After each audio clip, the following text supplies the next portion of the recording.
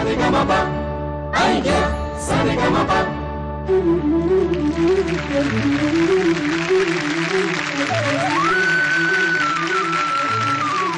सर्वांचं स्वागत आयडिया सारेगमप मध्ये. ह्या पर्वातले जवळपास सगळेच महत्त्वाचे टप्पे पार पडलेले आहेत. अंतिम फेरीत परत येण्याची आता एकही संधी उरलेली नाहीये.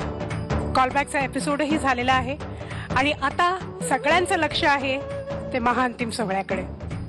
आता आपल्या पुढे आहेत 3 आठवडे, 3 अत्यंत महत्त्वाचे निकाल आणि त्यानंतर थेट महाअंतिम सोहळा. आज आपल्या बरोबर हे 6 स्पर्धक आहेत. ह्यांच्यातल्या कुणा एकाला आपल्याला निरोप द्यायचा आहे. गुणांच्या बाबतीत कोण पुढे असेल ह्याचा आपण साधारण अंदाज बांधू शकू कदाचित, पण मतांच्या बाबतीत मात्र आपल्याला काहीच अंदाज बांधता येत नाहीये. पण तरीही आपण आपल्या परीक्षकांना विचारणार आहोत. तेव्हा जोरदार टाळ्यांनी स्वागत करूया आपल्या आवडत्या परीक्षकांचं. अवधूत गुप्ते, डॉक्टर सलील कुलकर्णी. आज हे 6 स्पर्धक आपल्यासमोर 2 गाणी सादर करणार आहेत प्रत्येकी. आणि पहिलं गाणं जेव्हा हे स्पर्धक सादर करतील तेव्हा इकडे येण्याचा क्रम त्यांना मिळालेल्या गुणांवरती अवलंबून असणार आहे. आणि दुसऱ्या गाण्याच्या वेळेला आपल्याला हळूहळू कळत जाणार आहे की त्यांना मतं किती मिळालेली आहेत. मागच्या आठवड्यात अवधूत आणि सलीलने दिलेले मार्क आपण सगळ्यांनीच बघितले, पण आपले जे 2 मान्यवर परीक्षक होते, पंडित सुरेश तळवलकर आणि शांतनू मोइत्रा, ह्या दोघांनी दिलेले मार्क आपल्याला दिसले नव्हते.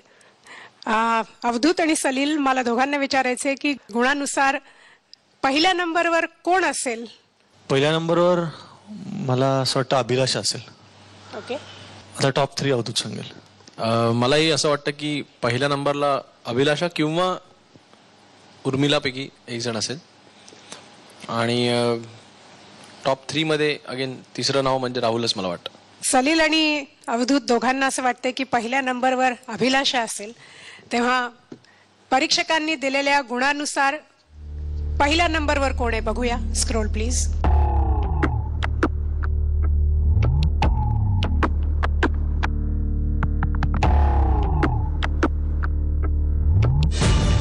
अभिलाषा.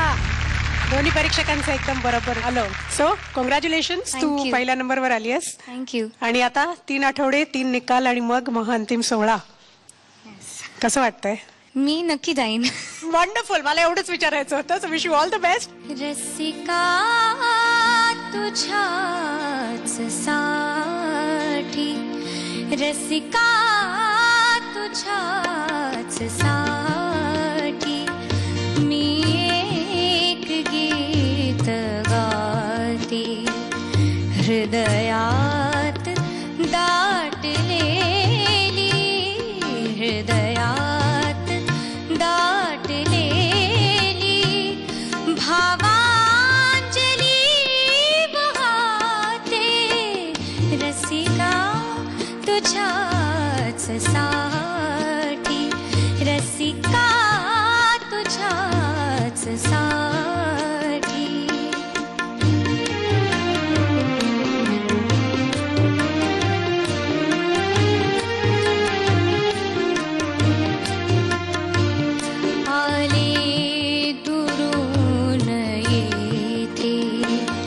घेऊन सूरकंठी आले, दुरून येथे घेऊन सूरकंठी, जणू विठ्ठला घरी, जणू विठ्ठला घरी.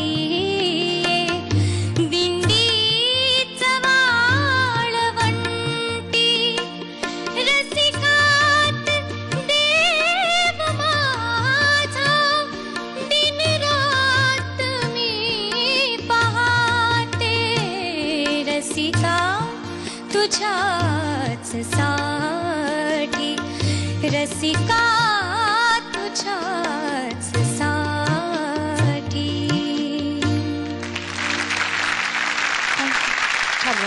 थँक्यू. नेहमीप्रमाणेच आता काय आणखीन वेगळं सांगायचं? Actually, I wanted to say something about this song. Gangadhar Mahambre sir's request was that on his 75th birthday that I have to sing this song in front of him. And this is his composition only and was sung by Parveen Sultan first. her first Marathi song, and I'm really blessed that he himself heard my voice and gave me this song, and he made me sing this on his 75th birthday. क्या बात So- आहे. ह्याच्यापेक्षा जास्ती आणखीन Exactly. खरंच नशीबवान आहेस तू. Thank you. आणि हे साधारण केव्हा गायली होतीस तू? When I think I was in 10th standard, that time he had given me this song. तू 10वीत असताना. Yeah. ओके. सलील? फारच छान गाणं आहे. मला पण लहानपण आठवलं, कारण मी शाळेत कॉलेजमध्ये असताना कायम सवाई गंधर्व महोत्सवात जेव्हा बेगम परवीन सुलताना यांचं शास्त्रीय गायन व्हायचं, तेव्हा त्याच्यानंतर पुण्यातले रसिक त्यांना फरमाईश द्यायचे. हे मी अनेक वर्ष बघत आलोय. दरवर्षी हे तसंच घडायचं की रसिक त्यांना फरमाईश द्यायचे की नाही, रसिका तुझ्यासाठी गायलाच पाहिजे तुम्ही, आणि त्या एंड त्यांच्या सेशनचा एंड दरवेळी या गाण्यावर करायच्या. तर मला ते सगळं आठवलं. मला असं वाटतं की आर्टिस्टचं फ्रेम ऑफ माइंड काय असावी गाताना, याचं सगळ्यात चांगलं उदाहरण अभिलाषाची सगळे आत्तापर्यंतचे परफॉर्मन्सेस आहेत. कारण ती इतक्या पॉझिटिव्ह फ्रेम ऑफ माइंडने दरवेळी गायला येते की ॲज इफ ती खूप दिवस वाट बघते की कधी एकदा सोमवार येतो आणि मला गायला मिळतं आणि लोकांना मी गाणं ऐकवू शकते. तर ही फार चांगली गोष्ट आहे. वा अभिलाषा, मी हे गाणं आतापर्यंत अगदी ऑनेस्टली सांगायचं कधी ऐकलेलं नव्हतं. पहिल्यांदाच मी ऐकलं, आणि हे अप्रतिम कॉम्पोजिशन आहे. सुराला काही काही ठिकाणी गाणं हललं, पण त्याला असं मी म्हणेन की मनामध्ये रुंजी घालत होत्या त्या सगळ्या आठवणी, असं म्हणता येईल. आणि त्यामुळे थोडंसं होतं असं, आय कॅन अंडरस्टँड. बट तो जो ओलावा आहे ना भावनांचा, तो कायम ठेव, की त्या तुझे जे फिलिंग्स होते त्या फिलिंग्सनी तू गायलीस. Very good. Thank you. So पुढच्या गाण्यासाठी wish you all the best.